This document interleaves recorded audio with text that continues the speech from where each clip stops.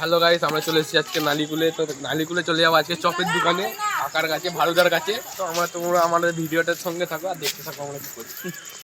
So guys, আমরা এসে পৌঁছে গেছি ভারুদার চপের দোকানে। তো ভারুদার সাথে আমরা একটুখানি কিছু জেনে নেবো। ভারুদা বলছে দেখো, ভারুদার চপের দোকান বলো না।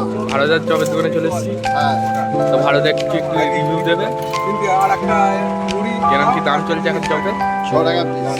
আর কি কি পাওয়া যাবে কম টাকায়, কুমড়ো ভাজা, আলু ভাজা, ইলিশের বড়া, কেরম কি দাম? আলুর চপ,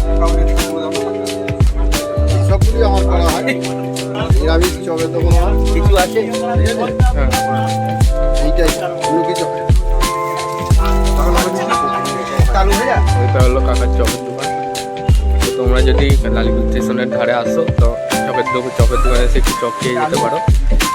খুবই সুস্বাদু চপ তৈরি করে। আলু ভাজা রেখে দিয়েছি। তো গাইস, আমরা যেহেতু এসেছি তো আমরা দুটো চপ কিনে টেস্ট করে দেখাতে দিচ্ছি। তো কি করবি নিয়ে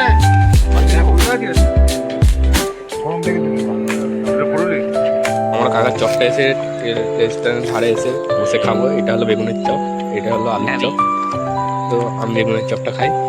তাও তুমি খেয়ে একটু রিভিউটা দাও খেলা করে। খুবই ভালো হচ্ছে আমার খেতে। তোমরা যদি এখানে আসো লালিপুর স্টেশনের ধারে, ঠিক এই দিক দিয়ে যেয়ে অপোজিট দিকে চলে যাবে আর যেই দেখতে পেয়ে যাবে বাজারের দিকে যেতে ভারুদার চপের দোকান।